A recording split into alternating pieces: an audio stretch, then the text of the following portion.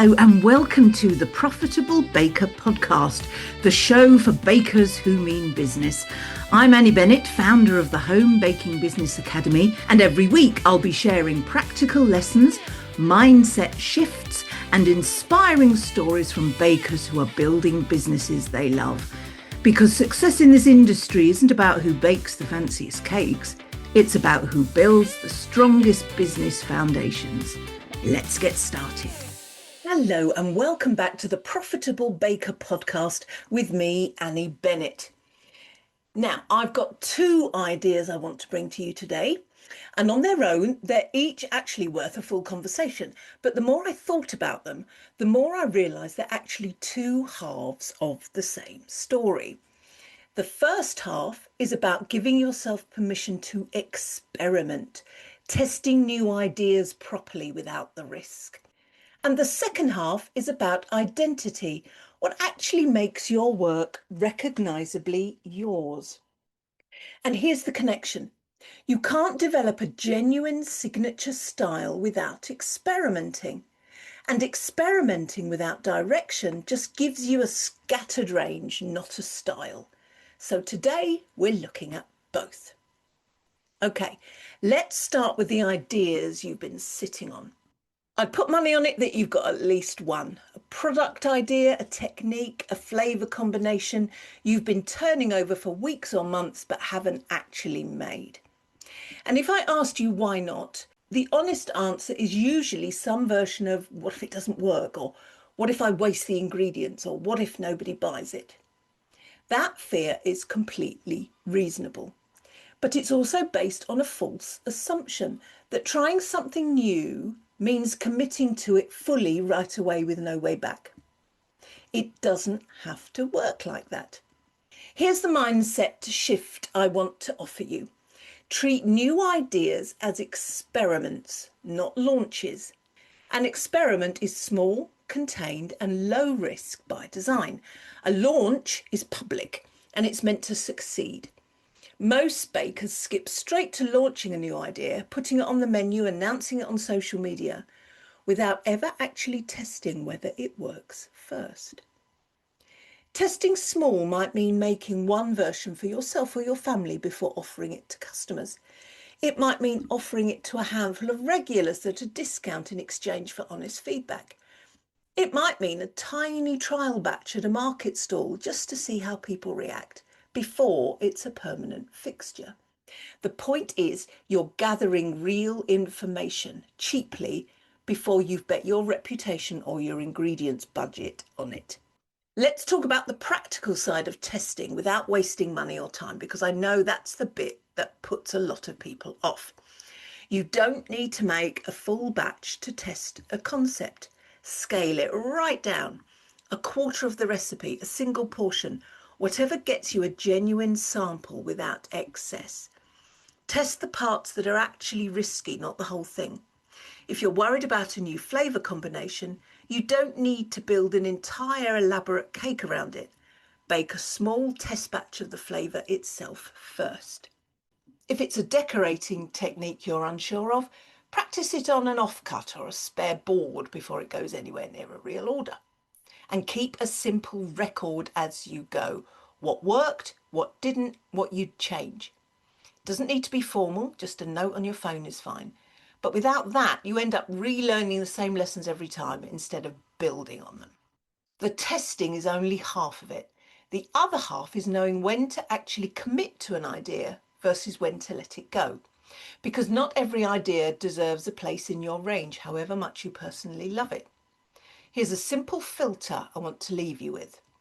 Before any new idea goes from experiment to permanent product, ask these three questions. Did it get a genuinely positive reaction from real customers, not just friends being kind?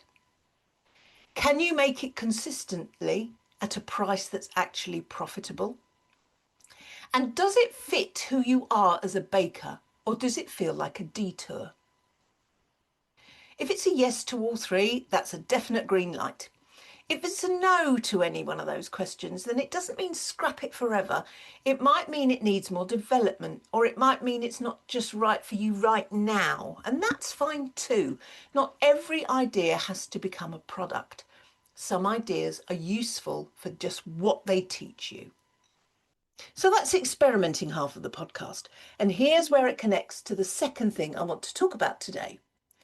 Every idea you test, the ones that work and the ones that don't, is telling you something about your own taste, what you gravitate toward, what feels natural to make versus what feels like effort. Over time, if you're paying attention, that pattern becomes something much bigger than a single product. It becomes your style. So, what actually makes your work recognisably yours? Here's a little exercise. Picture a baker you follow, someone whose work you recognise scrolling past on your phone, even with the logo cropped out. You'd know it was theirs before you saw the name. Now ask yourself, could someone do that with your work? That is what a signature style means. Not your logo, not your branding colours, but the thing underneath all that. A lot of bakers assume that signature style is something you have to invent from scratch, sit down and deliberately choose. But it's rarely that easy. Most signature styles are already there, hiding in plain sight, in choices you make instinctively and repeatedly without noticing. So the first job is spotting what's already distinctive about what you make. Look back at your last, say, 20 or so products. Not just your favourites, all of them. What repeats? A colour palette, a finish, a favourite pairing, a shape you keep returning to? That repetition is your style. You just haven't named it yet. And this is exactly where the testing work from earlier feeds in. The ideas you tested and kept are a map of your own instincts if you look back at them properly. Now, I want to just say something about trend chasing here, because I think this quietly undermines a lot of bakers' style. I understand the pull. You see something doing brilliantly on social media, everyone's talking about it, and it feels risky not to jump on it. But by the time you've noticed a trend, so has every other baker. Build your range around what's trending and you end up looking like a slightly delayed version of everybody else, rather than looking like you. Customers who want your work, the thing only you do, have nowhere else to go if you keep to it. That is a stronger position than chasing. Now, that doesn't mean ignore trends completely. It means filter them the same way you filtered your test ideas earlier. Does this fit my style? Or am I just borrowing someone else's because it's popular right now? Once you've spotted what's distinctive, the next question is whether it's consistent. Because a style that shows up sometimes isn't really a signature. Put photos of your last 10 products side by side. Does it look like a collection made by one person? Or does it look like 10 different bakers each made one thing? If it's the latter, that's not a failure, that's useful information. It tells you where your style is still settling. And this is where photography matters too. Your work can be genuinely distinctive and still get lost if your photos don't do it justice. This isn't about needing professional equipment at all. It's about consistency. The same lighting, the same kind of background, a similar editing style from post to post. So your photography feels like part of your signature rather than separate from it. So let's bring these two halves together because I think this is genuinely the useful bit. Testing without direction just gives you a scattered range of one-off experiments. Style without testing just gives you the same handful of safe ideas repeated forever with nothing new ever entering the mix. The two need each other. Use testing to explore cheaply and safely. Use your emerging style as the filter for which those experiments actually deserve a permanent place in your range. That's how you end up with a business that's both fresh and unmistakably yours. Now, this episode draws together two sessions we ran inside the Profitable Baker Academy membership this month. The first was innovation without overwhelm, and the last one was signature style development. If either of these ideas has struck a chord, both of these sessions go into that in a lot more practical depth, including working filters and exercises you can use on your own range.